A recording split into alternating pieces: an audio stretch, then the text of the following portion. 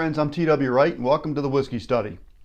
Well, it's March of 2020 and most of us are on some level of lockdown, and maybe for the first time we can't just pop right out and buy a new bottle of whiskey every time we feel like it.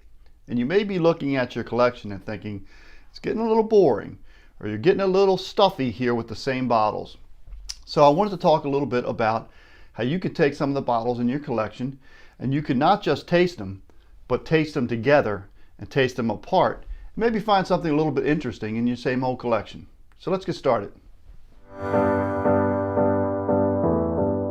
Now, with most whiskey tastings you've probably done before, there's great effort put into trying to cleanse your palate between the whiskeys.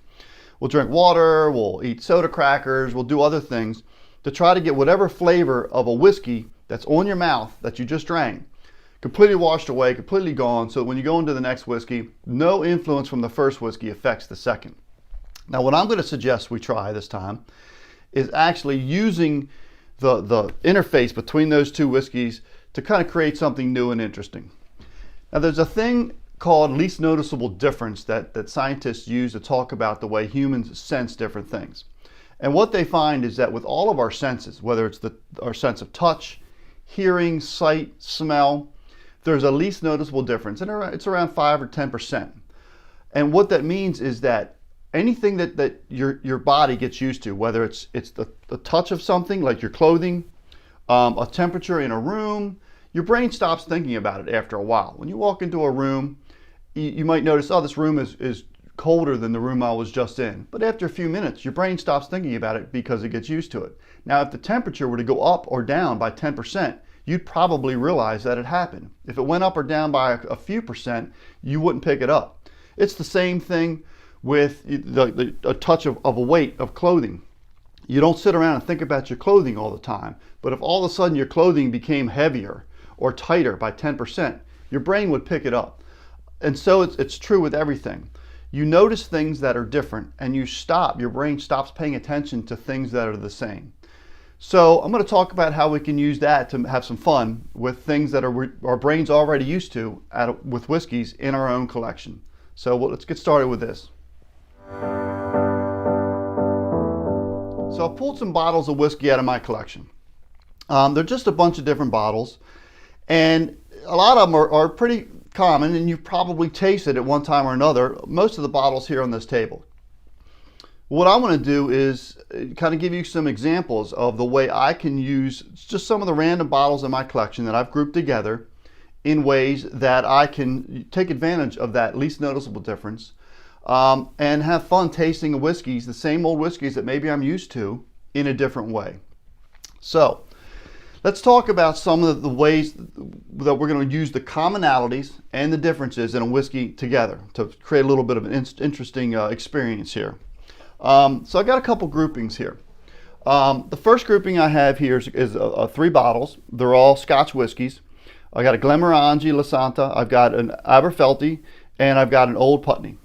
Now, these are great classic whiskeys. Probably had a chance, if you're a Scotch drinker at all, to taste all of them and probably have a few of them in your collection.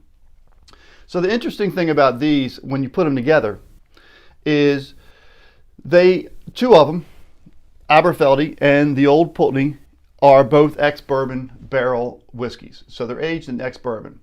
The Glenmorangie Lasanta is a sherry cask finish. So when you taste these, if you were to taste the Aberfeldy and the Old Putney, or those 2 in a different order, taste them, your mouth is going to get used to that ex-bourbon barrel wood flavor. Now, it's a very light nuance in a whiskey, talking about what kind of wood it was aged in. But you're going to get used to that. There's a lot of differences in flavors between these 2 whiskeys. And tasting them back and forth, have a glass of one, have a glass of the other. Maybe have 2 glasses and go back and forth and enjoy them for what they are. But within a few minutes or a glass or 2, your brain is going to get used to the flavors of these whiskeys.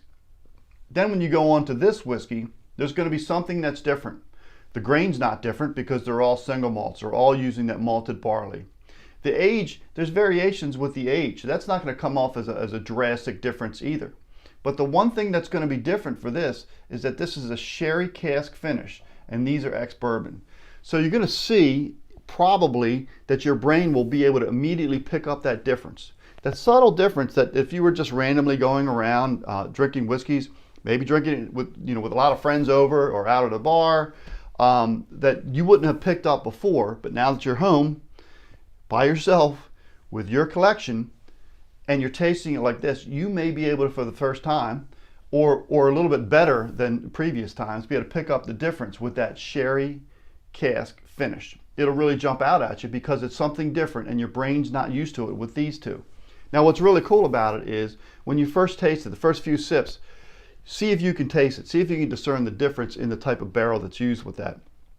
And for me, it really jumps out.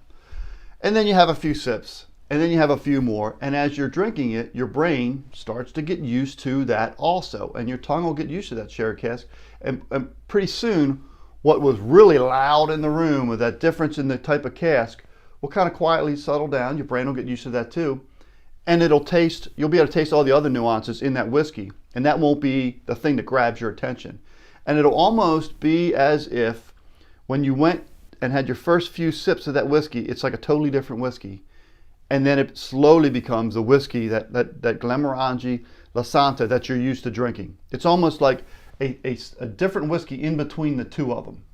So it's an interesting way that, now that we're here at home by ourselves with our regular old collection, that we can try to find a different way to taste that type of whiskey. So that's one example of how we can take some whiskeys that you probably already have in your collection and just read the labels, maybe do a search on the internet if they don't have the information on the canister or the bottle about the type of cask they're in, and a way you can find some differences and kind of work them together and find some interesting things. So let's talk about another way we can do that. So here's another example of working with a cask a little bit. These are also some Scotch whiskeys. We got the Dalwhinnie, pretty standard in most Scotch drinkers' collection. I got a Select Oak, which I've had on the shelf for a while. Not that common, but most people that are into Scotch have had it once or twice. It's a duty-free one. This is another duty-free, the Highland Park Cigar. Now these are both really cool. All three of these are really cool Scotch whiskeys. I love that cigar. So what's neat about them in their relationship to each other is the Dalwhinnie is an ex-bourbon and ex-sherry. The Select Oak is an American oak and ex-sherry, and the Cigar is a European oak and ex-sherry. So all three of them are sherry cask whiskeys. Like we talked about over here, we went from an ex-bourbon to an ex-sherry. That was the difference. With these, the ex-sherry, the sherry notes, it's a commonality. So all of them are going to have the sherry notes. So now we're going to get into an even more minute difference between them. So with these, the difference is the type of wood. The first two, the Dalwhinnie and the Select Oak, use American oak. And this cigar uses a European oak. Very subtle difference. And again, probably not the kind of thing you want to experience or dive into when you're having your friends over or you're socializing out with some other people. But if you're stuck at home, you're kind of getting bored with the same selection of whiskey that you have in your collection because you can't get out because you're in quarantine, this might be a fun, interesting thing to try. So again, we're talking about the least noticeable difference. I would recommend in this one, start with the Dalwhinnie, enjoy a glass of that, maybe move on to the Select Oak. There's going to be a big difference between the two of them naturally, totally different types of whiskeys. But the commonalities are there. Both single malts, both 100% malted barley, both sherry cask finishings, kind of a commonality. Your brain is going to kind of enjoy that, and then it's going to get used to that. Then you're going to move on to this Highland Park Cigar. It's going to have that sherry cask. It's going to have that 100% malted barley grain recipe. What's going to jump out at you, hopefully, maybe, is a difference in oak. We all know that oak is a large part. Some people say 80% or more of the flavor comes from the barrel. So this is a totally different kind of wood. Not totally different, but different enough, a continent apart. So we'll have a taste of this. See if you can pick up the different nuances in that. And just like with the other whiskeys, at first it may jump out at you, or maybe it doesn't jump out, but you can kind of taste the difference a little bit. You get those little bit of nuance, the differences between the American oak and the European oak, and then your brain will start to get used to that, and you'll notice it'll drift away and it'll go away, and you'll probably just begin to taste it however you always tasted it before. But for those first glass, for those first few minutes, you got that little bit of different whiskey almost in between the two of these. Again, we're talking nerd level, deep dive stuff on a whiskey, but the kind of thing that, you know, might keep you interested in your same old collection while you're stuck at home during the quarantine. Now, another group of bottles I have here are a couple of ryes, 3 ryes actually. So this one's a pretty easy difference if you have these kind of old whiskeys here. Basically what I have, and these are all 100% rye grain distillates. The first two, the Mosby Spirit and the White Heritage whiskey, are both 100% rye, but they're unaged, have not been in a barrel at all. The third, this Fury rye, is also 100% rye grain, but it's spent 2 years in a barrel. This is a pretty obvious difference. So I don't think anybody's not going to taste the difference between an unaged rye spirit and an aged rye spirit. But this is a good one to start with, where maybe you can really pay attention for the first time and see what those differences are. The flowery, sweet honey notes and floral spiciness, and a little bit of white black pepper in the white whiskeys are wonderful to drink on their own with the unaged spirits. And then you add just the 2 years of a 53-gallon barrel on top of that of the American oak.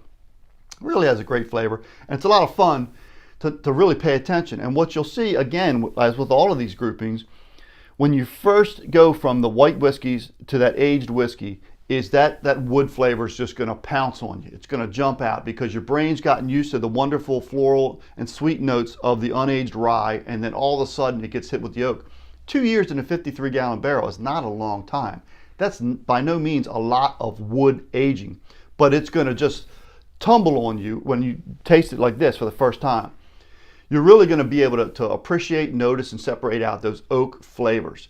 Then as you finish that glass and maybe go on to your second glass of the aged oak aged rye, it's going to mellow out. Your brain's going to get used to that, and it's all of a sudden it's going to kind of taste normal again, and you'll be able to taste all the other flavors that you could taste in these two whiskeys, that black pepper, spiciness, the baking spices, the floral notes, the sweet notes.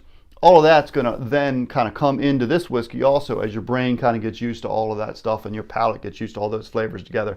So again, another really fun way to kind of take some whiskeys that you may have in your collection, find some commonalities between them, in this case 100% rye, and then try to find the differences and try to separate out that difference and go work with the commonalities and then move on to something that's different. See how it really jumps out at you. See if it creates sort of that third whiskey in between that you could taste it differently, and then it sort of settles back into the normal way you would taste it. You know, have fun with it. Look at the bottles in your collection, bottles that maybe just seem normal to you. Again, there's nothing overly extravagant in these collections, but it's got enough commonalities and enough differences to really have some fun with it. Have a lot of fun with this. We're going to talk about some other different ways as we go forward in the next few weeks of how we can take whiskeys that we have in our collection, some of our regular old things that we're used to drinking maybe for years and years, and find new ways through pairings and working them together and in cocktails and deconstructed cocktails. And we're going to find some interesting ways to have a lot of fun with our whiskey collection. So cheers. Thanks for joining me here in the Whiskey Study.